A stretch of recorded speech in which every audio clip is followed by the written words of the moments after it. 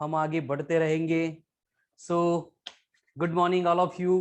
वैसे तो good afternoon होना चाहिए, लेकिन गुड आफ्टरनून की जगह पे गुड मॉर्निंग बोलेंगे तो थोड़ी एनर्जी ज्यादा मिलती है, इसलिए मैंने गुड मॉर्निंग बोला है। ठीक है, तो बेसिकली देखो, कल संडे था, हमने क्या किया, गैप लिया, है ना। बहुत लोगों के मैसेज आ गए कि सर हॉलीडे नहीं चाहिए, बहुत बोर होता है ना। तो आगे से अपन देखते हैं, प्लान करते हैं, अगर संडे के हॉलीडे कैंसिल करने को मिल गई तो, लेकिन वो बात आगे रहेगी। ठीक है, चलो। तो बेसिकली इन yesterday's lecture, yesterday मतलब day before yesterday's lecture, we have started discussion about extremely important concept that was related with binding energy। और उस बाइंडिंग एनर्जी के कंसेप्ट को हम समझ ही रहे थे, पूरी हुई नहीं थी कंसेप्ट, उसको स्टार्ट ही किया था, वैसे हमारा टाइम खत्म हो गया था। इसलिए वहां पे सैटरडे के लेक्चर में जो कंसेप्ट हमने इंट्रोड्यूस की थी, उसको थोड़ा सा स्टार्ट से एक वार्म अप की तरह हम यहाँ पे डिस्कस करेंगे, फिर आगे बढ़ेंगे। और उससे पहले जो लोग पहले नहीं थे, मतलब कुछ लेट ज्वाइन किए हैं या फिर कुछ लेक्चर उन्होंने मिस किए हैं, देखो आज तो बैच शुरू नहीं हुई है, पहले से ये बैच थोड़ी सी मतलब कुछ लेक्चर हो गए हैं। तो जो लेक्चर हो चुके हैं वो रिकॉर्डेड लेक्चर में आपको सेंड करूंगा, बट उसके लिए आपको क्या करना है, इस नंबर के ऊपर your name and your school name जो है मुझे व्हाट्सअप करना है, सो दैट मैं आपको रिकॉर्डेड लेक्चर प्रोवाइड कर सकता हूं। ठीक है, 9579326763। अगेन कल संडे था, कल यूनिट टेस्ट भी हो गई। यूनिट टेस्ट में भी बहुत लोगों ने बहुत अच्छे से मतलब परफॉर्म किया है, डे बाय डे, मतलब ये हमारी सेकंड यूनिट टेस्ट हो गई। और डे बाय डे अपन देख रहे हैं कि एसबीटी की वजह से रेगुलर पर डे हमें पुश मिल रहा है, एंड उसके जो रिजल्ट्स है वो हमें कहीं तो रिफ्लेक्ट हो रहा है यूनिट टेस्ट में। तो जो लोग ऐप डाउनलोड नहीं किए, जिन्होंने एसबीटी नहीं दे रहे रेगुलर, एक्सप्लेनेशन सेशन जो होता है उसको भी अटेंड नहीं कर रहे, एज अर्ली एज पॉसिबल बेटा उसमें एनरोल हो जाओ, क्योंकि अभी टाइम नहीं है, रिलैक्स होने का टाइम नहीं है ना। बाकी देखो 95% लोग रिलैक्स बैठे हैं, लेकिन वो रिलैक्स ही बैठेंगे अभी 15 दिन महीना भर, उनको मालूम ही नहीं आ रहा है ऐसे चल रहा है, बाकी लोग प्रिपेयर कर रहे हैं और उन्होंने कॉम्पिटिटिव का प्रिपरेशन कॉम्पिटिटिव की तरह शुरू कर दिया है। ये उनको मालूम ही नहीं है, आपको ये चीजें मालूम हो गई है, इसलिए जितना जल्दी हो सकता है उतना जल्दी आप क्या करो, इसको ग्रैब कर लो। ठीक है Ram, after lecture I will send you the link of the app. चलो, तो बेसिकली जो कुछ भी इशू है, आपको रिकॉर्डेड लेक्चर चाहिए, ऐप की लिंक चाहिए, एक्सप्लेनेशन सेशन की बैच में ऐड होना है, contact me on this number, will proceed. देखो हमने क्या किया था सैटरडे की लेक्चर में, एक एक्सट्रीमली इंपॉर्टेंट एंड उतनी ही सिंपल कंसेप्ट थी, उसका डिस्कशन स्टार्ट किया था, and that was binding energy. Binding energy, हम ग्रेविटेशन ये टॉपिक पढ़ रहे हैं, और इस ग्रेविटेशन में हमें क्या करना है, मास जो ग्रेविटेशनल फील्ड सराउंडिंग में प्रोड्यूस करता है, उससे रिलेटेड हमें यहाँ पे डिस्कशन करना है, और जिसमें हम पहले कुछ कंसेप्ट पढ़ चुके हैं। अब नेक्स्ट कंसेप्ट के ऊपर हम आ रहे थे, जो टॉपिक की अगेन सबसे इंपॉर्टेंट कंसेप्ट है बाइंडिंग एनर्जी। और इस बाइंडिंग एनर्जी को अपन डिफाइन कर चुके थे कि बेसिकली क्या होता है, अर्थ के सरफेस के ऊपर जितनी भी बॉडीज है, ठीक है, अर्थ के सरफेस के ऊपर जितनी भी बॉडीज एग्जिस्ट है, उन सब बॉडी को अर्थ क्या करती है, बाइंड करके रखती है, पकड़ करके रखती है। इसलिए हम ऐसे चलते चलते अगर ऐसे जंप करेंगे, हम उड़ते नहीं है, समझ में आ रहा है ना। थोड़ी एनर्जी हमारे पास होती है तो हम थोड़ा आधा मीटर, 1 मीटर, 2 मीटर, 3 मीटर तक हाई जंप कर सकते हैं, लेकिन उसके बाद हमें ग्राउंड पे आके गिरना है। हम बिल्डिंग बना के उसके ऊपर जा सकते हैं, टेरेस के ऊपर से भी जंप कर सकते हैं, वैसे करेंगे तो और ऊपर से हमें गिरना है। इसका मतलब हमें गिरने से कोई नहीं रोक सकता, क्योंकि अर्थ के पास ये एनर्जी है। इस एनर्जी की वजह से अर्थ क्या करती है, हर एक बॉडी को बांध के रखती है, पकड़ के रखती है। लेकिन यहाँ पे प्रॉब्लम क्या है, देखो अर्थ जो पकड़ के रख रही है, उसको पकड़ के रखने के लिए जो फॉर्म है ग्रेविटी का, ग्रेविटेशनल फील्ड का, वो हमें विजिबल नहीं है, इसलिए हम उसको देख नहीं सकते, लेकिन हम फील कर सकते हैं। एंड पहले लेक्चर से मैं वही बात आपको रोज बोलूंगा, रोज बोलता हूं कि हम जो फिजिक्स पढ़ने वाले हैं, ये कोई हमारा मैनमेड सब्जेक्ट नहीं, जैसे मैथमेटिक्स जो है वो नेचुरल साइंस की ब्रांच ही नहीं है, वो हमने डिसाइड किए हुए मैथ्स के रूल है एंड हम फॉलो करते हैं। वैसे फिजिक्स जो है, फिजिक्स का मतलब ही नेचर है, यहाँ पे हमें नेचर का बिहेवियर पढ़ना है, एंड उसको पढ़ के, उसको समझ के, उसके जैसा कुछ ना कुछ प्रोटोटाइप बनाना है, जिससे हमारी लाइफ थोड़ी सिंपल हो गई। इसलिए हम कंसेप्ट लिंक लगा रहे थे लास्ट लेक्चर में, जहां पे मैंने आपको एस्केप वेलोसिटी को इंट्रोड्यूस करके दिया था कि किसी बॉडी को अगर अर्थ के सरफेस के ऊपर से एस्केप कराना है तो मुझे एस्केप वेलोसिटी प्रोवाइड करनी पड़ती है। और वो एस्केप वेलोसिटी कितनी थी, वो एस्केप वेलोसिटी थी 11.2 किलोमीटर पर सेकंड। इतनी वेलोसिटी से अगर किसी बॉडी को अर्थ के सरफेस के ऊपर से फेंक देंगे तो वो बॉडी क्या करती है, अर्थ के ग्रेविटेशनल इन्फ्लुएंस को, ग्रेविटेशनल फील्ड को छोड़ के चली जाती है। अगर उस बॉडी को हम वेलोसिटी दे रहे हैं, इसका मतलब हम काइनेटिक एनर्जी दे रहे हैं। हमें काइनेटिक एनर्जी देनी पड़ी, इसका रीजन ये है कि पहले से उस बॉडी के पास कुछ एनर्जी, मतलब बॉडी के पास नहीं लेकिन कोई तो एनर्जी बॉडी के ऊपर एक्ट होके बॉडी को पकड़ करके रख रही है, और उसी एनर्जी को हमने बाइंडिंग एनर्जी बोला था। जिससे रिलेटेड डिस्कशन करते करते लास्ट लेक्चर में हम आ गए थे कंसेप्ट ऑफ ग्रेविटेशनल पोटेंशियल के ऊपर। Concept of gravitational potential. अब ये ग्रेविटेशनल पोटेंशियल की कंसेप्ट जो थी ये हमें देखनी है, एंड ये हमें आगे जाके हेल्प करेगी कि अर्थ की बाइंडिंग एनर्जी क्या है एंड कितनी है। मतलब हमारे बॉडी को अर्थ बांध के रख रही है, पकड़ के रख रही है, कितनी एनर्जी से, वो हमें देखना था। उससे रिलेटेड जो है हमने ग्रेविटेशनल पोटेंशियल का डिस्कशन जो है वो स्टार्ट किया था। ठीक है प्रणीता, कल थी ना बेटा टेस्ट ग्रेविटेशनल पोटेंशियल। अब उससे रिलेटेड डिस्कशन करते टाइम हम कुछ बातों को कंक्लूड कर चुके थे, उनको एक बार देख लेते। एकदम सिंपल बात है, देखो कि हमने देखा था कि अर्थ के सरफेस के ऊपर जब कभी भी अपन वर्क डन करते हैं तो वो मास के ऊपर डिपेंड करता है।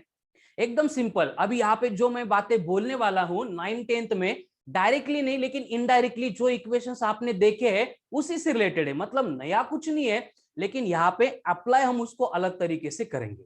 होता क्या है, सब लोगों ने ऑब्जर्व किया है कि फॉर एग्जांपल घर वालों ने कोई छोटा सा वर्क बोला है कि कोई एक ऑब्जेक्ट है, उसको एक हाथ से, मतलब इतना सा ऑब्जेक्ट उठा के रख दो। हम ऐसे घूमते घूमते जाते, गाने सुनते, उसको पकड़ते और रख देते। घर वालों ने अगर बोल दिया कोई अलमारी है, कोई बेड है, या फिर कोई क्या बोलते टेबल है बड़ा सा, उसको उठा के रख दो, तो हम शॉक हो जाते हैं, मैं अकेला थोड़ी उठाऊंगा, मेरे साथ कोई चाहिए। और फिर अपन क्या करते हैं, किसी को साथ में लेते हैं और उस ऑब्जेक्ट को फिर वहां पे एक जगह से उठा के दूसरी जगह पे लेके जाते हैं। दोनों केसेस में हमने जो वर्क डन किया वो डिफरेंट हो गया। ऑब्जेक्ट जब छोटा सा था, उसका मास नेग्लिजिबल था, जैसे ये चॉक था, तब वर्क डन जो है 2 फिंगर करते थे। लेकिन जब हमें अलमारी उठा के रखनी है दूसरी जगह पे, तो एक पर्सन करने के लिए अनेबल था। इसका मतलब जो वर्क हम इस प्रोसेस में कर रहे हैं वो मास के ऊपर डिपेंडेंट था। एंड हम इसको ही सिंप्लीफाई करते जा रहे थे, तो हमें समझ में आ गया कि यहाँ पे प्रोपोर्शनलिटी साइन को रिप्लेस करने के लिए मैं v ये कांस्टेंट लेके आऊंगा, तो ये बनेगा v into m. Therefore gravitational potential बना था work done per unit mass. लेकिन इसी बीच हमने देखा था कि work done equals to force into displacement है, लेकिन न्यूटन्स लॉ के अकॉर्डिंग फोर्स का formula GMm upon R square into R था। एक आर यहाँ पे कैंसिल हो गया था, तो ग्रेविटेशनल पोटेंशियल हमें मिला था capital G capital M small m upon R into 1 upon m. इधर का यम बस बाजू में लिखा था, एट डेंट उसको भी कैंसिल किया था, और फाइनली मुझे v इक्वल्स टू मिला था potential equals to minus of G M upon R. और इस r को हम अगर सरफेस पे कंसीडर कर रहे हैं तो हमने कैपिटल R इसको कंसीडर किया था। ठीक है, और इसको मैंने नेगेटिव साइन यूज क्यों किया है ये भी मैंने एक्सप्लेन किया था कि यहाँ पे होता क्या है। बेसिकली हम जब भी वर्क डन करते हैं तो वो एनर्जी के फॉर्म में स्टोर होता है, लेकिन ये ग्रेविटी की केस में क्या होता है कि हम वर्क करते नहीं है, हमें वर्क मिलता है। समझ रहे हो ना, यानी ये ऑब्जेक्ट है, यहां से यहां तक लाने के लिए क्या किया वो डिस्कशन नहीं हमारा। इस पॉइंट को जब पढ़ेंगे तो इसको छोड़ने के बाद क्या होता है, ये नीचे जा रहा है। अब ये नीचे जा रहा है, इसका मतलब क्या हुआ, इसके ऊपर एक फोर्स एक्ट हुआ जो इसको डिस्प्लेस कर रहा है, यानी यहाँ पे वर्क हो रहा है। ये वर्क हम नहीं कर रहे, हमें ये वर्क मिल रहा है। इसका मतलब जो एनर्जी है वो स्टोर नहीं होगी, वो एनर्जी कम होगी जिस किसी ने भी वर्क किया होगा उसकी। इसकी वजह से मैं ये पोटेंशियल जो है उसको निगेटिव कंसीडर कर रहा हूं। ये सारी बातें जो है हम लास्ट लेक्चर में डिस्कस कर चुके थे। मैं अगेन रिपीट कर रहा हूं कि जो लेक्चर, मतलब जो लोग आज फर्स्ट लेक्चर है उनका अभी ज्वाइन हुए हैं, या फिर 2-3 दिन कुछ लेक्चर उनके मिस हो गए थे, वो क्या करो, लेक्चर के बाद मुझे मैसेज करो, I will send you recorded lecture. And एक बार अगर आपने रिकॉर्डेड लेक्चर देख लिए तो आपकी थोड़ी सी कंसेप्ट जो है वो एकदम अच्छे से यहाँ पे लिंकअप हो जाएगी। ठीक है, उसके लिए मैं अपना नंबर देता हूं, इस नंबर के ऊपर आप मैसेज कर दो व्हाट्सएप पे। फिर से बाहर, ठीक है, तो यहाँ पे ऊपर लिखता हूं,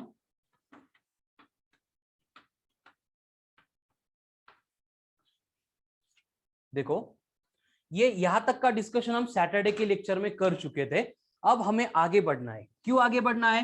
क्योंकि हमारा बेसिक पर्पस है बाइंडिंग एनर्जी को कैलकुलेट करने का। इसके लिए मैंने क्या किया, सबसे पहले यहाँ पे ग्रेविटेशनल पोटेंशियल मतलब क्या है इसको कैलकुलेट किया। अब आगे की कंसेप्ट एकदम सिंपल है। देखो मतलब कंसेप्चुअली कोई बात है ही नहीं, बस इक्वेशन है, उनको अपन रीअरेंज करते जाएंगे और हमें नए नए फॉर्मूले मिलेंगे। अगर नए फॉर्मूले मिल गए तो हमें मालूम है उनके उन फॉर्मूले के साथ में क्या करना है, फॉर्मूले में वैल्यू पुट करनी है, न्यूमेरिकल्स बनाने हैं एंड उनको सॉल्व करने हैं। सॉल्व करने के बाद क्या होगा, इवनिंग में एसबीटी आएगी और एसबीटी को सिंप्लीफाई करके सॉल्व करना है। ठीक है, चलो तो आगे बढ़ते हैं। बेसिकली यहां पे क्या होगा कि जो बाइंडिंग एनर्जी थी उसको कैलकुलेट करने के लिए मैं यहां पे नेक्स्ट पॉइंट इंट्रोड्यूस कर रहा हूं, that is potential energy of a body on the surface of earth. On the surface of अर्थ। देखो कोई भी बॉडी है जिसको हमने अर्थ के सरफेस के ऊपर रख दिया है, उस बॉडी की हमें पोटेंशियल एनर्जी चाहिए। अब ये बातें जो है आप 9th-10th में भी डिस्कस कर चुके हैं, भूल गए, नो इश्यू इन दैट। आगे हमें 11th-12th के फिजिक्स के 3 से लेके 4 टॉपिक में सेम फॉर्मूला सेम कंसेप्ट ये जो है हमें रिपीटेडली अप्लाई करनी है, मतलब एक्सट्रीमली इंपॉर्टेंट है। जो बातें ग्रेविटेशन में अपन पढ़ रहे हैं वही बातें हमें अलग तरह से इलेक्ट्रोस्टैटिक्स में पढ़नी है। जो बातें अपन इलेक्ट्रोस्टैटिक्स में पढ़ेंगे वही बातें हम मैग्नेटिक्स में भी पढ़ने वाले हैं।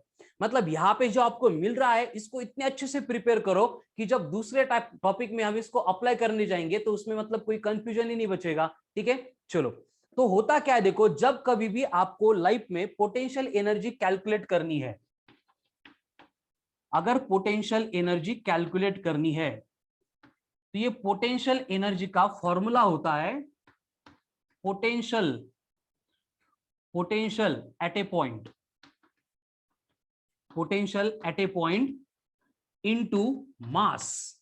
जिस बॉडी की पोटेंशियल एनर्जी चाहिए उस बॉडी का मास एंड उस पॉइंट पे कितना पोटेंशियल होगा ग्रेविटी का, इनको अगर मल्टीप्लाई करेंगे तो मुझे क्या मिलता है, पोटेंशियल एनर्जी मिलती है। ठीक है, जैसे आप 9-10 से पोटेंशियल एनर्जी के लिए फॉर्मूला यूज करते आ रहे हैं m into g into H, वो एक्चुअल में आता कैसे है इसका एक्सप्लेनेशन आपको आज मिलने वाला है। मतलब 2 साल से डायरेक्ट आप फॉर्मूला तो लर्न कर रहे हैं, potential energy is given by mgh, potential energy is given by mgh, लेकिन स्टेप बाय स्टेप कंसेप्चुअली वो कहां से आता है, कैसे आता है, ये सारी बातें आपको यहाँ पे क्लियर होने वाली है। इसलिए सैटरडे का लास्ट पॉइंट जो था ग्रेविटेशनल पोटेंशियल, आज का फर्स्ट पॉइंट जो है पोटेंशियल एनर्जी, एंड इसके बाद में जो पॉइंट यहाँ पे आएगा बाइंडिंग एनर्जी वाला, वो आपको एक्सट्रीमली मतलब इंपॉर्टेंट है, फोकस 100% कॉन्सेंट्रेट होके देखना है यहाँ पे।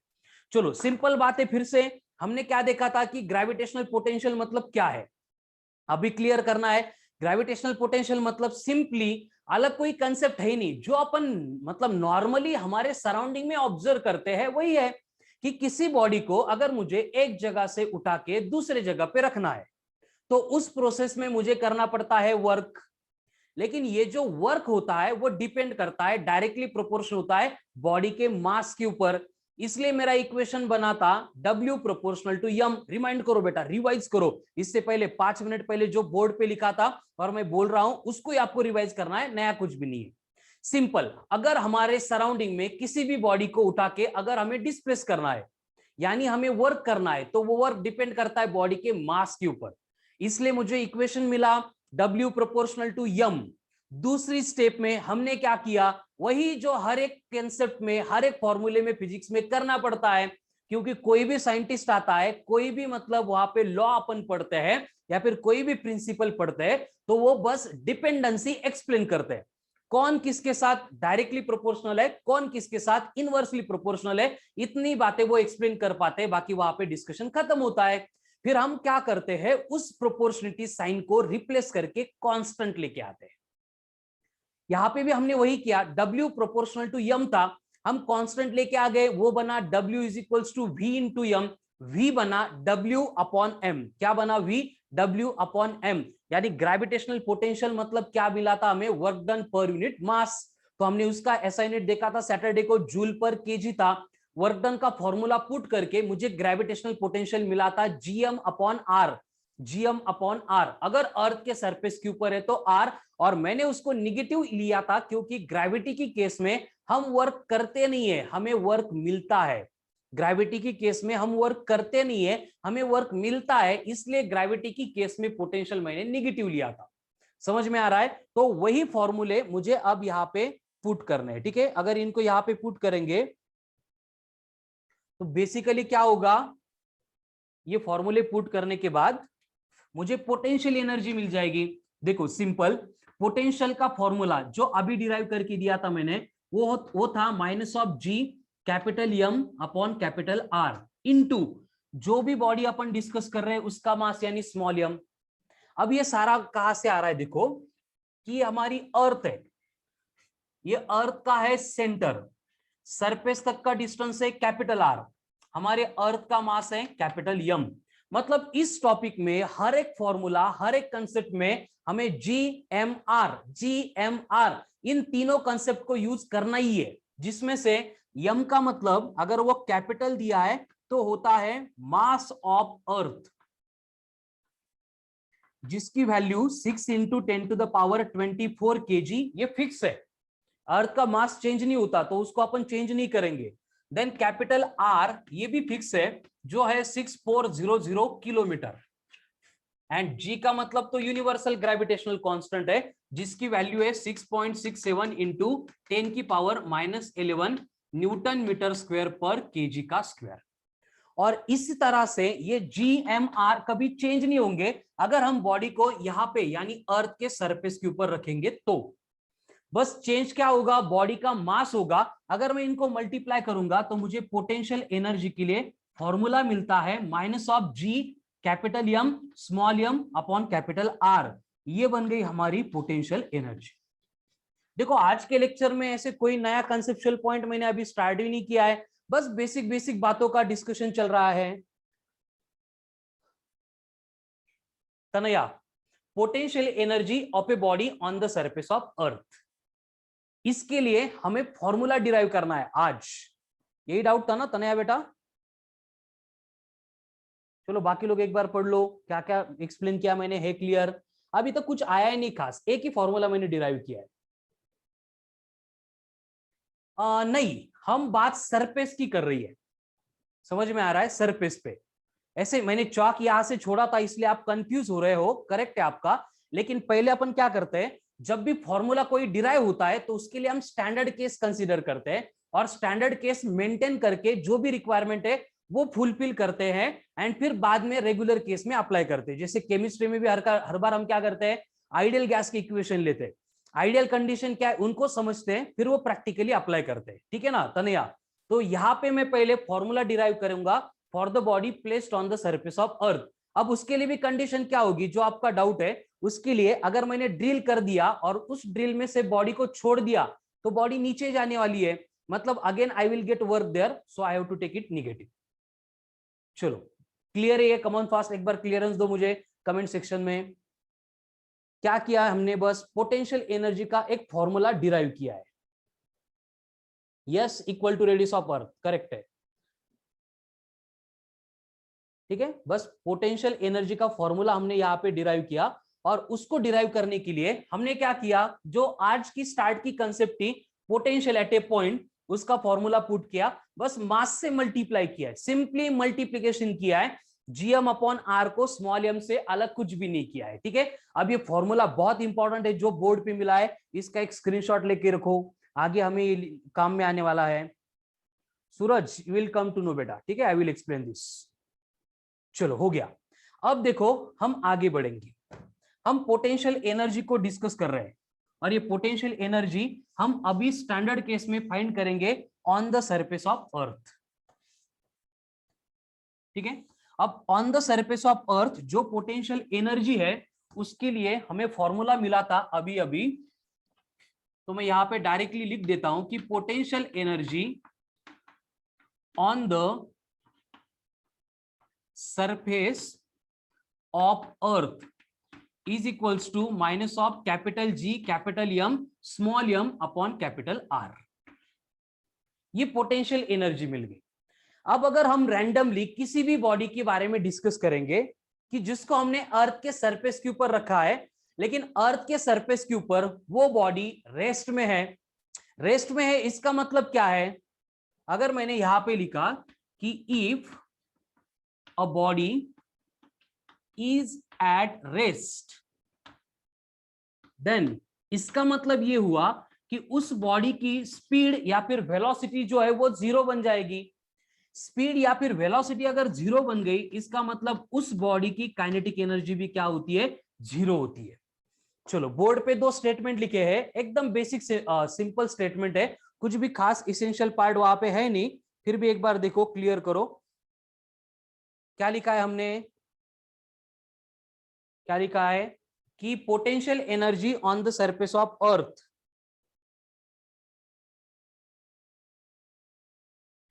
Potential energy on the surface of अर्थ जो अभी अभी डिराइव किया था, कितना है? -GMM/R।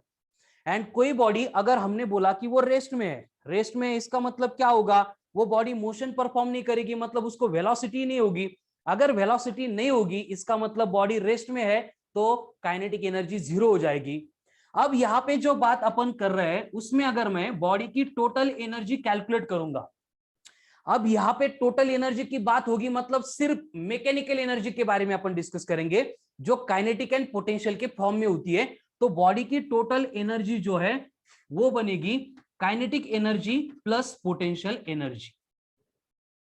अब यहाँ पे काइनेटिक एनर्जी जीरो है, पोटेंशियल एनर्जी मुझे मालूम है, इनकी वैल्यूज अगर मैंने पुट कर दी तो कोई भी रैंडम बॉडी जो अर्थ के सरफेस के ऊपर एग्जिस्ट है, फिर उसमें मैं हो सकता हूं, मेरे हाथ में जो चौक है ये हो सकता है, यहाँ पे जो बिल्डिंग है वो हो सकती है, बोर्ड हो सकता है, सारी जो बातें हमारे सराउंडिंग में कोई भी रैंडम बॉडी हो सकती है, उनकी हर बार ये टोटल एनर्जी कितनी होती है? -G into capital M into small m upon capital R. अब मुझे बाइंडिंग एनर्जी के ऊपर आना है, उसके लिए आपको ये तीन स्टेटमेंट जो बोर्ड पे लिखे हैं इनको समझना पड़ेगा। देखो, ये टर्म्स की मीनिंग तो पूरे टॉपिक में सिमिलर रहेंगे, इनको मैं अभी रब कर दे रहा हूं। सिंपल, हमने कंडीशन एक स्टैंडर्ड केस कंसीडर की है कि किसी भी बॉडी को अगर अर्थ के सरफेस के ऊपर रख दिया, तो रखने के बाद बॉडी रेस्ट में है, मतलब वेलोसिटी जीरो होगी, मतलब काइनेटिक एनर्जी जीरो हो गई, यहाँ पे काइनेटिक एनर्जी का डिस्कशन खत्म। लेकिन अगर बॉडी अर्थ के ग्रेविटी में रखी है तो उसके बाद ग्रेविटेशनल पोटेंशियल एनर्जी वो कितनी है? -GMM/R, वेयर कैपिटल जी का मतलब वही universal gravitational constant 6.67 into 10⁻⁻11। Capital M का मतलब mass of the earth, small m का मतलब mass of the body, capital R is the radius of earth. और मैंने क्या किया, जब बॉडी की मुझे टोटल एनर्जी चाहिए थी तो मैंने इन दोनों को ऐड कर दिया, तो टोटल एनर्जी का फॉर्मूला मैंने बोर्ड पे लिखा है, दैट इज -GMM/R। अब ये टोटल एनर्जी का जो फॉर्मूला है इसको ध्यान से देखो, फॉर्मूला सेम आ गया देवेश, बट वो सेम है ऐसे नहीं बोलेंगे हम, पोटेंशियल एनर्जी डिफरेंट है, टोटल एनर्जी डिफरेंट है। अब ये हर एक बॉडी के लिए है, ये जो टोटल एनर्जी है वो हर एक बॉडी के लिए है। अब ये अगर निगेटिव आ रही है इसका मतलब क्या होता है? इसका मतलब क्या होता है?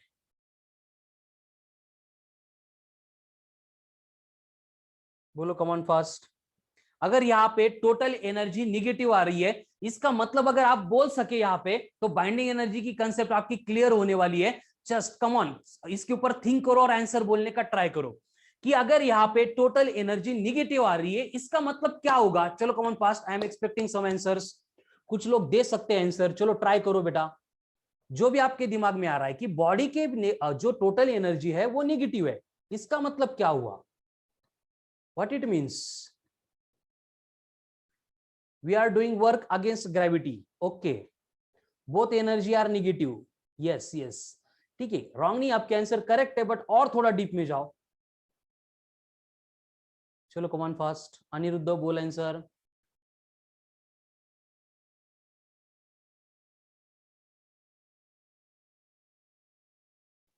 इसका मतलब क्या होगा? जैसे फॉर एग्जांपल इसको समझने के लिए मैं और एक बात आपको एक्सप्लेन करता हूं कि सपोज ऐसे बोल दिया मैंने कि मेरे पास क्या है, -500 रुपीज है, इसका मतलब क्या हुआ? अब दोनों को कंपेयर करो, क्योंकि ये निगेटिव है, इसका आंसर दिमाग में आ गया, मतलब हमारा यहाँ पे कंसेप्ट का क्लियरेंस हो गया। एक्सलेंट आंसर बेटा। प्रणीता, आपका आंसर एग्जैक्टली करेक्ट है, जो मैं एक्सपेक्ट कर रहा था। मैं रीड नहीं करूंगा बिकॉज बाकी लोगों का वही आंसर मुझे चाहिए। तनया, नो, मेरे पास निगेटिव है, 0 रुपीज, आई वर्क। ठीक है तनया, आप लिंक लगाओ बेटा, करेक्ट है आपके आंसर, लेकिन और थोड़ा सा कंसेप्चुअली जाओ। Work is done by me, negative नहीं होती है। ठीक है, करेक्ट है। यहाँ पे क्या हो रहा है देखो, बेसिकली ये जो कंडीशन है कि मेरे पास -500 रुपीज है, इसका सीधा सीधा मतलब ये होता है कि मैंने ये किसी से उधार लिए है। समझ रहे हो आप कि ये मेरे ऊपर क्या है, कर्जा है। अगर ये मेरे नहीं है, मैंने किसी और से लिए, इसका मतलब मुझे क्या करना है, इनको लौटाना पड़ेगा, और लौटाने के लिए मुझे कुछ ना कुछ वर्क करना पड़ेगा। समझ रहे हो आप? अभी सेम कंसेप्ट को यहां पे अपन लेके आते हैं। Total energy of the body negative है। Total energy of the body अगर निगेटिव है, इसका मतलब यह होता है कि बॉडी की जो टोटल एनर्जी है वो जितनी होनी चाहिए थी उससे कम है। कितनी कम है? ये GMM/R, इतनी एनर्जी बॉडी के पास कम है। इसीलिए बॉडी जो है वो अर्थ के सरफेस को छोड़ के नहीं जा सकती। एकदम इंपॉर्टेंट स्टेटमेंट मैंने अभी बोला है, I will repeat this, come on fast. उसके ऊपर थोड़ा सा और थिंक करो। देखो कंडीशन क्या है कि जैसे मेरे पास -500 रुपीज है, इसका मतलब ये मेरे अपने नहीं है, मेरे ऊपर कर्जा है 500 रुपीज का। उसी तरह से टोटल एनर्जी निगेटिव है, इसका एक ही मतलब होता है, एकदम एक वर्ड में, एक स्टेटमेंट में, कि ये -GMM/R, ये अगर हर एक बॉडी की टोटल एनर्जी है, इसका मतलब हर एक बॉडी के पास इतनी एनर्जी निगेटिव है। समझ रहे हो आप? मतलब इतनी एनर्जी कम है। किस लिए? अर्थ के फोर्स ऑफ अट्रैक्शन से फ्री होने के लिए। अर्थ के फोर्स ऑफ अट्रैक्शन से फ्री होने के लिए। ठीक है जानवी, कंजर्वेशन का आप एक पार्ट आ गया। कंजर्वेशन अभी नहीं होगा, बाद में होगा।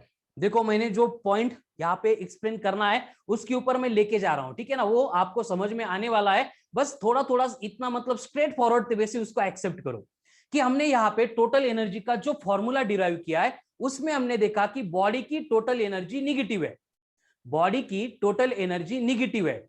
अगर बॉडी की टोटल एनर्जी निगेटिव है, इसका मतलब बॉडी के पास उतनी एनर्जी कम है। इसका मतलब बॉडी के पास उतनी एनर्जी कम है, इसलिए बॉडी अर्थ पे है। अगर हमें इतनी एनर्जी मिल गई तो हम अर्थ के सरफेस के ऊपर नहीं रहेंगे, हम क्या करेंगे, फ्री हो जाएंगे। इसी का मतलब क्या होगा कि यही वो एनर्जी है जो हमें पकड़ के रख रही है, यही वो एनर्जी है जो हमें बांध के रख रही है, यही वो एनर्जी है जो हमें बाइंड करके रख रही है। इसका मतलब मुझे अगर किसी भी बॉडी को अर्थ के सरफेस के ऊपर से फ्री कराना है तो मुझे सिंपली क्या करना पड़ेगा, उस बॉडी को इतनी एनर्जी देनी पड़ेगी। अगर मैंने उस बॉडी को इतनी एनर्जी दे दी, मतलब मैंने क्या किया, उसकी जो टोटल एनर्जी थी उसको माइनस से मल्टीप्लाई कर दिया। ध्यान से सुनो, तो ये माइनस माइनस कैंसिल होके उस बॉडी की फ्री होने की एनर्जी कितनी बनेगी, GMM/R। यानी इतनी एनर्जी अगर हमने बॉडी को दे दी तो बॉडी अर्थ पे रुकेगी ही नहीं, कुछ भी कर लो बॉडी चली जाएगी। कहां पे? स्पेस में घूमने के लिए। एकदम सिंपल कंसेप्ट थी, लेकिन इसका इंपॉर्टेंस बहुत ज्यादा है बेटा। लिंक लगाओ, आज के लेक्चर में जो हमने 2 से लेके 3 कंसेप्ट पढ़ी है, इन तीनों को एक साथ एक के बाद एक लिंक लगा के इमेजिन करो। ये अभी क्लियर होना बहुत इंपॉर्टेंट है, क्योंकि हाँ इसी के ऊपर से हमारी एस्केप वेलोसिटी आने वाली है। जानवी करेक्ट। चलो come on fast, link think upon it. Tanaya क्या लगता है, क्लियर है? चलो come on fast, Tanvi answer दो। वेरी गुड, करेक्ट है, करेक्ट है। अब फिर से मैं रिपीट कर रहा हूं पूरा पार्ट, ठीक है? आप बस सुनो और उसको इमेजिन करो और समझने का ट्राई करो। हमने देखा कि अर्थ के सरफेस के ऊपर किसी भी बॉडी को मैंने रख दिया, तो उस बॉडी को रखने के बाद काइनेटिक एनर्जी 0 हो गई थी। उसकी पोटेंशियल एनर्जी कैलकुलेट करने के लिए हमने पहले 15 मिनट वही डेरिवेशन डिस्कस किया था, जिसमें मैंने पोटेंशियल एनर्जी का फॉर्मूला डिराइव किया था, GMM/R, जो माइनस था। फिर हमने क्या किया, बॉडी के पास टोटल कितनी एनर्जी है कैलकुलेट करने के लिए दोनों एनर्जी को ऐड किया और मुझे टोटल एनर्जी का एक मैग्नीट्यूड मिल गया जो निगेटिव था। बॉडी की टोटल एनर्जी निगेटिव है, ध्यान से सुनो और इसको नंबर ऑफ टाइम्स मतलब ऐसे ब्रेन में बम्बार्ड करो। बॉडी की टोटल एनर्जी निगेटिव है, बॉडी की टोटल एनर्जी निगेटिव है, इसका मतलब बॉडी के पास इतनी एनर्जी कम है, इसीलिए बॉडी अर्थ के ऊपर है। यस तनया, ऑब्वियसली, बट वही सेम फॉर्मूले जो मिले हमें सेम अप्लाई होंगे ना, यहाँ पे लॉजिक तो सेम ही है। हम सरफेस पे अभी, ठीक है ना, सरफेस पे अगर ड्रिल करेंगे तो हम नीचे ही जाएंगे। नीचे क्यों जा रहे हैं, क्योंकि हमारी एनर्जी कम है। ठीक है Tanaya, you will get your answer बेटा। भाई 5 मिनट बस, इसको मैं एस्केप वेलोसिटी तक लिंक करता हूं, फिर आपको क्लियर हो जाएगा। यस जानवी, आपका भी करेक्ट है। ठीक है, 11.2 kilometre per hour, per hour नहीं, वो बस पर सेकंड है। अब ध्यान से मेरी बात फिर से सुनो कि कोई भी बॉडी जो अर्थ के सरफेस के ऊपर प्रेजेंट है, तो उस बॉडी के लिए जो ग्रेविटेशनल पोटेंशियल था वो था माइनस, उसकी वजह से पोटेंशियल एनर्जी माइनस हो गई। वो सारी बातें तो आ गई, लेकिन अभी का कंक्लूजन क्या है हमारा कि बॉडी की जो टोटल एनर्जी है वो है निगेटिव, और कितनी है, minus of GMm upon R. Total energy of the body कितनी है, minus of GMm upon R. और वो हमें बस इतना ही एक्सप्लेन कर रही है कि बॉडी के पास इतनी एनर्जी कम है। फिर बॉडी कोई भी है, मैंने जैसे बोला मेरी खुद की बॉडी है, या फिर कैमरा है, माइक है, यहाँ पे जो बोर्ड है ना, बाकी पीसी है, लैपटॉप है, जो कुछ भी चीज है यहाँ पे रखी है, हर एक बॉडी की टोटल एनर्जी निगेटिव है।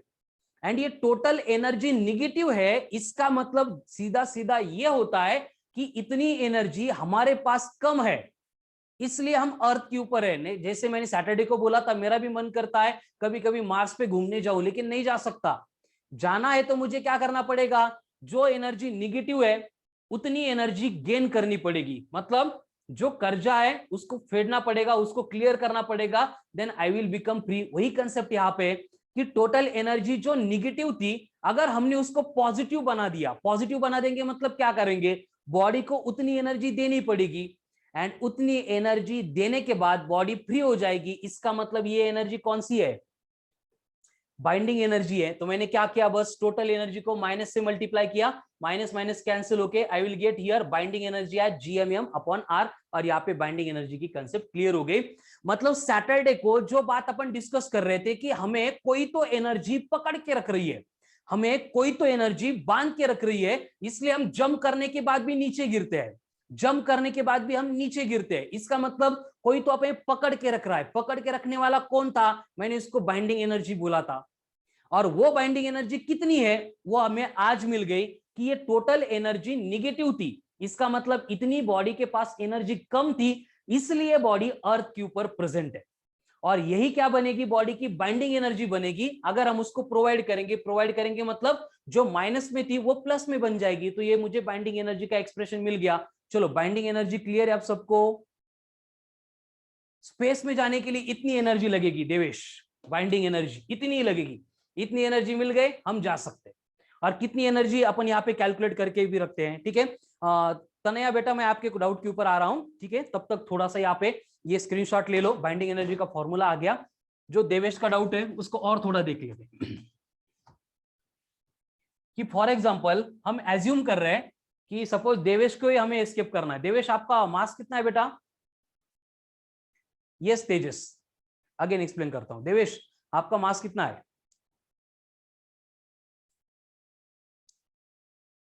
43 केजी तू बोल रहा है बेटा, लेकिन 43 केजी आपका मास नहीं, आपका वेट है। 43 केजी क्या है, वेट है। उसको अगर मास में कन्वर्ट करना है तो क्या करना पड़ेगा, 9.8 से मतलब 10 से डिवाइड करना पड़ेगा, मतलब तू 4.5 किलो का है बस देवेश। यानी कि यहाँ पे कैपिटल जी हमें मालूम है 6.67 इंटू 10 की पावर -11 न्यूटन मीटर स्क्वायर पर केजी का स्क्वायर। अर्थ का मास है 6 इंटू 10 की पावर 24 केजी। अर्थ की रेडियस है 6.4 इंटू 10 की पावर 6 मीटर। ऐसे एज्यूम करते हैं कि देवेश का मास साल 1.5 साल में थोड़ा बढ़ जाएगा, तब वो हो जाएगा 6.4 केजी का, मतलब 64 केजी उसका वेट हो जाएगा, तब वो 6.4 केजी का बन जाएगा। ऐसे होप करते हैं, है ना। 43 मतलब बहुत, तू बेटा मन पे लेनी चाहिए तू नहीं ये बात। और मुझे अगर देवेश को हटा देना है अर्थ के ऊपर से, बहुत परेशान कर रहा है ये डाउट पूछ के, इसको अगर भगा देना है अर्थ के सरफेस के ऊपर से, तो मुझे कितनी एनर्जी देवेश को देनी पड़ेगी, ये हम यहाँ पे कैलकुलेट करेंगे हर एक बॉडी की। फिर वो देवेश की बॉडी है, देवेश की काड़ी बॉडी जो है, मतलब देवेश की बॉडी का कोई एक छोटा सा पार्ट लिया, उसकी भी बाइंडिंग एनर्जी हम इसी फॉर्मूले से कैलकुलेट करेंगे। तो देखो यहाँ पे बाइंडिंग एनर्जी का फॉर्मूला बनेगा GMM अपॉन R। जी कितना है 6.67, मैं उसको अप्रोक्सीमेशन के लिए 7 लेता हूं, 7 इंटू 10 की पावर -11। कैपिटल यम अर्थ का मास कितना है 6 इंटू 10 की पावर 24 इंटू स्मॉल यम देवेश का मास वो कितना लिया था मैंने 6.4 लिया था, डिवाइडेड बाय अर्थ की रेडियस कितनी है 6.4 इंटू 10 की पावर 6 है। तो अगर यहाँ पे 6.4 कैंसिल हो गया तो मुझे बाइंडिंग एनर्जी मिलेगी जो होगी in the range of 7 into 6 42 into, अब देखो 10 10 बेस से में पावर के एडिशन करेंगे 24 माइनस 11 13, 13 माइनस 6 मतलब ये 10 की पावर कितनी बन रही है 7 जूल। इतनी एनर्जी मुझे देवेश को देनी पड़ेगी सो दैट ये जो देवेश है ये क्या करेगा अर्थ के ग्रेविटी से एस्केप हो जाएगा। समझ में आ गया सबको? अब बस क्या करेंगे आप खुद का मास यहाँ पे एंटर करेंगे, अपनी भी एनर्जी आप कैलकुलेट कर सकते हो, मतलब फ्यूचर में जाने का प्लान है तो कितनी एनर्जी लगेगी वो आपको क्लियर हो जाएगा। ठीक है, चलो ये यहां तक क्लियर हो गया सबको। लेकिन अब मेरा इसी पॉइंट से रिलेटेड आगे का क्वेश्चन है कि देवेश को मुझे इतनी एनर्जी देनी है, कौन से फॉर्म में दूं ताकि देवेश एस्केप हो जाएगा। अब इसका आंसर वही लोग देंगे जो मतलब जिनके दिमाग में कंसेप्ट जा रही है। क्वेश्चन क्या है मेरा कि देवेश को एनर्जी तो देनी है लेकिन वो कौन से फॉर्म में दूं so that Devesh can explain, explain नहीं एस्केप। प्रणीता एस्केप क्या, एस्केप एनर्जी थोड़ी होती है, एनर्जी कौन से फॉर्म में दूं। Excellent, very good, I am expecting this answer. Tanaya correct है। अगर मैंने सोचा कि देवेश को ये एनर्जी हीट के फॉर्म में देनी है तो क्या होगा, नहीं देंगे हम, उसके बारे में डिस्कस भी नहीं करेंगे, ठीक है ना। उसके बाद में अगर मैंने सोचा कि ये एनर्जी, प्रणीता करेक्ट है, अगर ये एनर्जी इलेक्ट्रिकल एनर्जी के फॉर्म में देना है तो क्या होगा। देवेश तू भी सोच मत बेटा, ऐसे हम थिंक ही नहीं करेंगे क्योंकि इन सारे फॉर्म में देवेश छोड़ दो, देवेश के बारे में डिस्कशन खत्म हो गया। कोई भी एक बॉडी है, इसको अपन अगर एस्केप कर रहे हैं एंड उस बॉडी को अगर अपन हीट एनर्जी या फिर इलेक्ट्रिकल एनर्जी इतनी बड़ी अमाउंट में अगर हीट के फॉर्म में देंगे, इलेक्ट्रिकल फॉर्म में देंगे तो क्या होगा, बॉडी एस्केप तो हुई बट कायमची हुई। वैसे हमें एस्केप नहीं करना है, हमें मतलब ऐसे जिंदा रह के सब तरफ एस्केप होना है। उसके लिए एक ही ऑप्शन है जो आंसर यहाँ पे मुझे तेजस ने दिया है, तनया ने दिया है, प्रणीता ने दिया है कि जो एनर्जी यहाँ पे मैंने बोर्ड पे लिखी है वो मुझे देनी पड़ेगी इन the form of kinetic energy. अब पॉइंट पे आते हैं, ये कैलकुलेशन खत्म कर दूं। इतनी एनर्जी मुझे काइनेटिक एनर्जी के फॉर्म में देनी पड़ेगी तब जाके ये जो देवेश है वो अर्थ के ग्रेविटी के बाहर सही सलामत जा सकता है। ठीक है, so I can write here, क्या लिख सकता हूं मैं कि to escape the body binding energy must be given in the form of kinetic energy. सबसे इंपॉर्टेंट केस है, ठीक है ना। मतलब कितनी एनर्जी देनी है ये तो समझ में आ गया, लेकिन कौन से फॉर्म में देनी है वो कैसे समझ में आएगा, वो इस तरह से यहाँ पे मैंने लिख दिया है and I am getting lots of answers here. Excellent, correct है सबके, काइनेटिक एनर्जी के फॉर्म में। मतलब किसी भी बॉडी को अगर अर्थ के सरफेस से एस्केप कराना है तो हमें क्या करना पड़ेगा, उस बॉडी को काइनेटिक एनर्जी देनी पड़ेगी। कितनी, बाइंडिंग एनर्जी जितनी। तो आगे क्या होगा, मुझे बस इतना लिखना पड़ेगा, binding energy is equals to kinetic energy. अब तनिया का जो सैटरडे का क्वेश्चन था उसका आंसर आज मिलेगा, तनिया है ना, जो 2 दिन बाद एक्सप्लेन होने वाला है, आपको पहले उसके डाउट्स आ रहे हैं। ठीक है, तो मैं बस क्या करूंगा, binding energy is equals to kinetic energy है, ये स्टेटमेंट यहाँ पे लिख दूंगा। अब उनकी वैल्यूज पुट कर दे। बाइंडिंग एनर्जी कितनी है, capital G, capital M, small m upon capital R. Kinetic energy का जनरल फॉर्मूला क्या होता है, 1 अपॉन एम इंटू वी का स्क्वायर। लेकिन इस केस में जो वेलोसिटी रहेगी वो बॉडी को एस्केप कराने वाली है, इसलिए मैं इसको v के साथ e भी लिख देता हूं, ve। ये इक्वेशन था ऊपर, उसकी जो वैल्यूज है मैंने पुट कर दी। बाइंडिंग एनर्जी की जो वैल्यू यहाँ पे थी लिख दी, काइनेटिक एनर्जी का फॉर्मूला आप बचपन से पढ़ रहे उसी को लिख दिया। तो यहाँ पे स्मॉल एम दोनों कैंसिल हो गए। अब मुझे थोड़ा सा यहाँ पे मैथमेटिकल इंटरप्रिटेशन करना पड़ेगा। 2 डिनोमिनेटर में था, इधर आने के बाद पार्टी बदलेगा, न्यूमरेटर में आएगा, यानी एस्केप वेलोसिटी का स्क्वायर बनेगा 2gm/r। अभी दोनों साइड में मैं स्क्वायर रूट लूंगा, तो स्क्वायर रूट लेने के बाद एस्केप वेलोसिटी मिल जाएगी स्क्वायर रूट ऑफ 2gm/r। खत्म, फिनिश्ड। यही तो फॉर्मूला हमने 2 दिन पहले डिराइव किया था, मतलब यूज किया था, उसके ऊपर क्वेश्चन सॉल्व किए थे। अब हो गया क्लियर ये फॉर्मूला आया कहां से। कमन फास्ट तनया, तुम्हारा ये डाउट था, बाकी लोग भी बोलो कमन फास्ट। क्लियर है तेजस, वेरी गुड। चलो चलो कमन फास्ट, बाकी लोगों को क्लियर हो गया क्या डाउट? डाउट मतलब एक्चुअल में कैसे आता है एस्केप वेलोसिटी का part. Good, very good, excellent. तो एस्केप वेलोसिटी का फॉर्मूला मिल गया 2gm/r। आया कहां से? एकदम स्टेप बाय स्टेप लिंक लगाओ, देखो कितना सिंपल कंसेप्ट है और कितना सीधी तरीके से स्टेप बाय स्टेप ये सारा पार्ट चलता है। देखो देखो क्या होता है। सिंपली हमने पहले देखा था कि किसी बॉडी को अर्थ के ऊपर से एस्केप कराना है, तो हमें क्या करना पड़ेगा, उसको एस्केप वेलोसिटी देनी पड़ेगी। एस्केप वेलोसिटी देनी पड़ेगी, इसका मतलब उसको काइनेटिक एनर्जी देनी पड़ेगी। एंड काइनेटिक एनर्जी देनी पड़ रही है, इसका मतलब उस बॉडी के पास कुछ ना कुछ एनर्जी कम थी। यह हमारा लास्ट लेक्चर का डिस्कशन। फिर आज यहां पे आके मैंने एक्सप्लेन किया कि ग्रेविटेशनल फील्ड में कहीं पे भी जाओ, जो वर्क अपन कर रहे हैं वो मास के ऊपर डिपेंड करता है। एंड उस कंसेप्ट से मैंने ग्रेविटेशनल पोटेंशियल का फॉर्मूला डिराइव कर लिया, जिसने मुझे पोटेंशियल एनर्जी के लिए फॉर्मूला दे दिया gmm/r। बस वो निगेटिव था ग्रेविटी की केस में।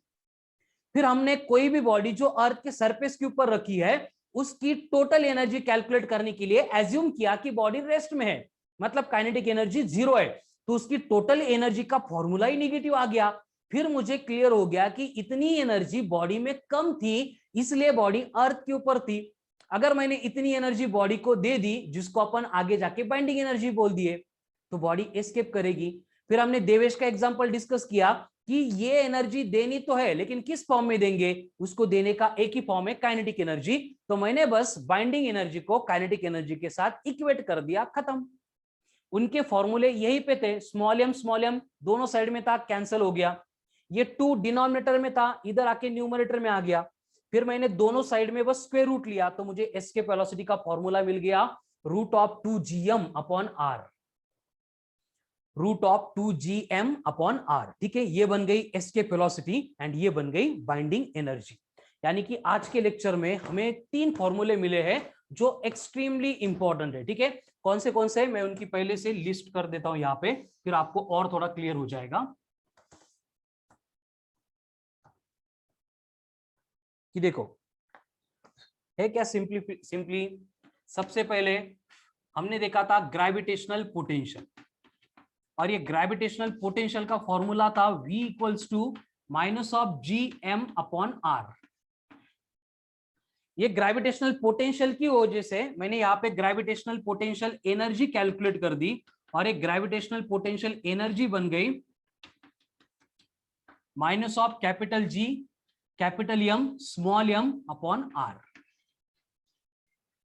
ठीक है। उसके बाद में हमने यहाँ पे बॉडी की टोटल एनर्जी कैलकुलेट कर दी, और टोटल एनर्जी भी सेम मिली जितनी पोटेंशियल थी, यानी कि -G(M)r। इसको माइनस से मल्टीप्लाई कर दिया, फिर मुझे बाइंडिंग एनर्जी मिली, और ये बाइंडिंग एनर्जी के लिए फॉर्मूला क्या था, -G(M)r। अब आगे जाके लास्ट में मैंने एस्केप वेलोसिटी, जो हम पहले भी यूज करते हैं, उसका actual formula step by step यहां पे डिराइव कर दिया, जो मिला मुझे 2gm/r। ये आज के डिस्कशन का हमारा सिनॉप्सिस है, ठीक है। 1 बाय 1 सारे फॉर्मूले को देखो। ऊपर कौन है, ग्रेविटेशनल पोटेंशियल, उसके बाद में कौन आ रहा है, ग्रेविटेशनल पोटेंशियल एनर्जी, उसके बाद में आ रही है टोटल एनर्जी, उसके बाद में है बाइंडिंग एनर्जी, उसके बाद में है एस्केप वेलोसिटी। अब सारे फॉर्मूले में अगर आप थोड़ा सा ध्यान देंगे तो हर बार gm/r, gm/r, gm/r, gm/r, gm/r, ये रिपीटेडली अपन यहां पे यूज कर रहे हैं। इसका मतलब इस कंसेप्ट के ऊपर जब कभी भी मुझे न्यूमेरिकल सॉल्व करना होगा तो ये जीएम अपॉन आर की वैल्यू अगर मेरे पास पहले से है तो मेरा जो आंसर है वो एकदम कम स्टेप में आएगा, समझ में आएगा। तो अभी वेरी इंपॉर्टेंट, हम यहाँ पे ये जीएम अपॉन आर की जो वैल्यू है उसको कैलकुलेट करके रखेंगे एंड वो हर एक न्यूमेरिकल सॉल्व करते टाइम फिर हम एज इट इज उसको यूज करेंगे, ठीक है। उससे पहले जो बोर्ड पे लिखा है उसका स्क्रीनशॉट ले लो, मैं उसको रब कर रहा हूं।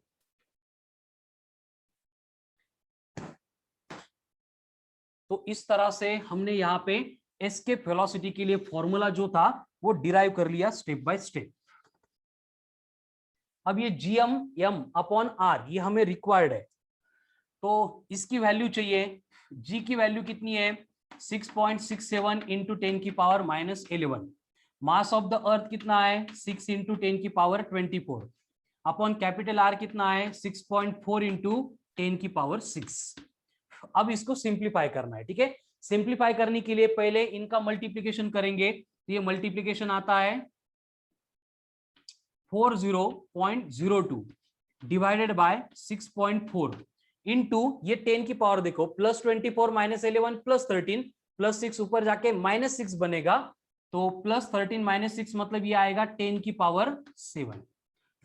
अब यहाँ पे ये 40/6.4 करो कॉमन फास्ट, ये कितना आता है बोलो। ये डायरेक्ट हम बाद में एज इट इज इसको यूज करने वाले हैं। चलो कॉमन फास्ट,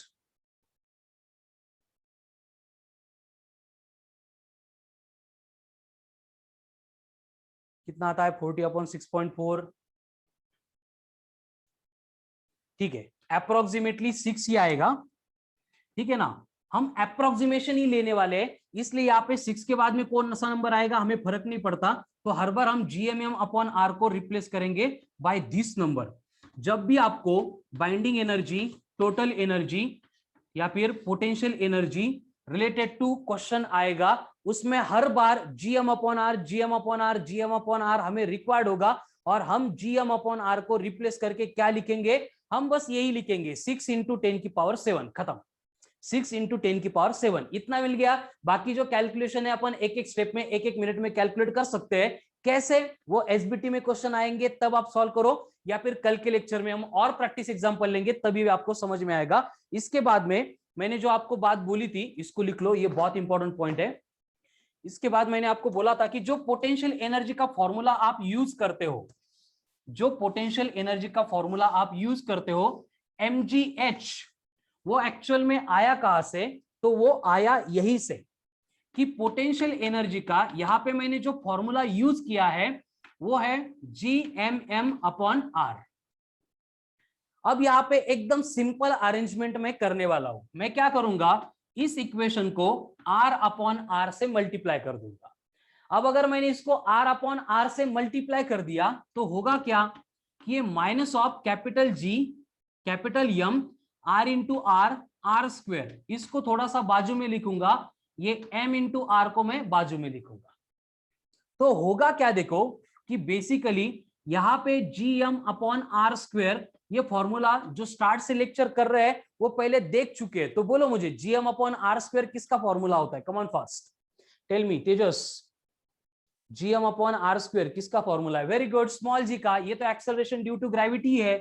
तो पोटेंशियल एनर्जी का फॉर्मूला मुझे यहां पे मिल गया m into g into are.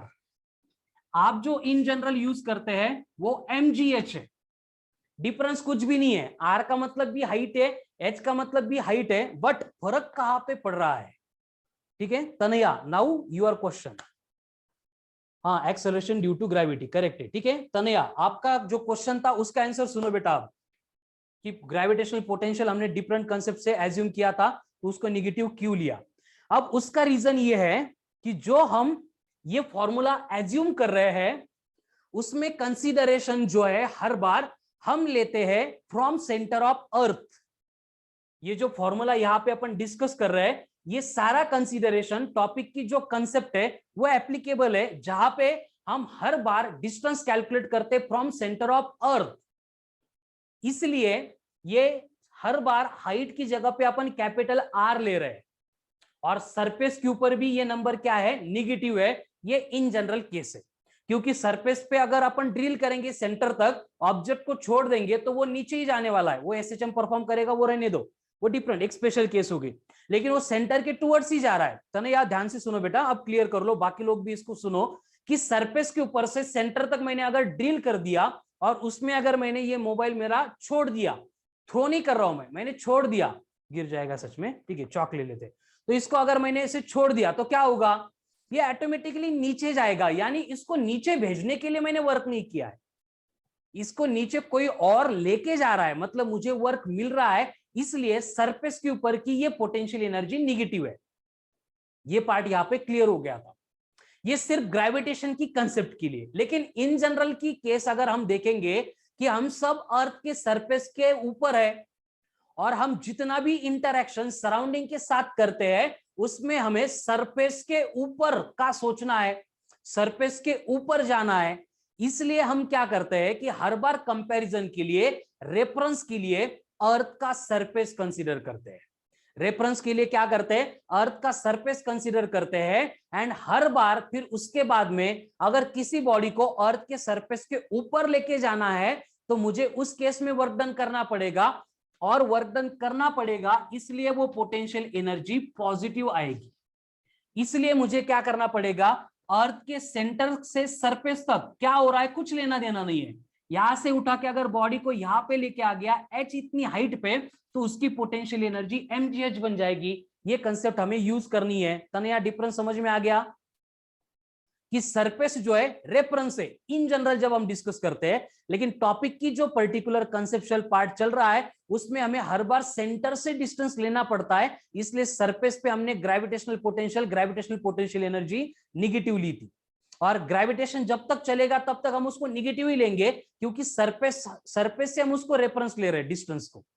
लेकिन इन जनरल ग्रेविटेशन छोड़ के जब हम कंसीडर करते हैं तो अर्थ के अंदर हम सोचते नहीं, हम सरफेस के ऊपर मतलब सरफेस को रेफरेंस का पार्ट बनाते हैं। ठीक है, तो इस तरह से ग्रेविटेशनल पोटेंशियल एनर्जी मतलब हमारी इन जनरल पोटेंशियल एनर्जी इसी तरह से आती है। ठीक है, अगर ये पार्ट एक्सप्लेन करके भी क्लियर नहीं हुआ है, कुछ डाउट है, तो मैंने नंबर दिया है मेरा, ठीक है, इस नंबर के ऊपर कॉन्टेक्ट करो। जिनको रिकॉर्डेड लेक्चर चाहिए they can also contact me on this lecture। App के ऊपर जो एसबीटी आती है 2 घंटे बाद, वो एसबीटी भी आपको अगर देनी है, और एसबीटी देने से एक्चुअल एग्जाम में जो क्वेश्चन आएंगे उसकी एकदम अच्छे से प्रैक्टिस होगी। तो उसके लिए भी as early as possible contact करो, रजिस्ट्रेशन प्रोसेस कंप्लीट करो एंड एक्चुअल एक्सप्लेनेशन सेशन में एनरोल हो जाओ। ठीक है, तो अब जो पोटेंशियल एनर्जी का फॉर्मूला मुझे मिला था उसके ऊपर से बाइंडिंग एनर्जी हमने कैलकुलेट कर ली एंड वहां से एस्केप वेलोसिटी आ गई। तो कल के लेक्चर में जो है हम सेम बातें पढ़ेंगे, लेकिन कल के लेक्चर की जो बात होगी वो अर्थ के सरफेस के ऊपर के बॉडी के लिए नहीं होगी। हम बात सोचेंगे कि अगर कोई सैटेलाइट अर्थ के सराउंडिंग में रिवॉल्यूशन परफॉर्म कर रहा है, जैसे कि क्या हुआ था, मैंने एमओएम के बारे में आपको बोला है, एमओएम यानी मार्स ऑर्बिटल मिशन।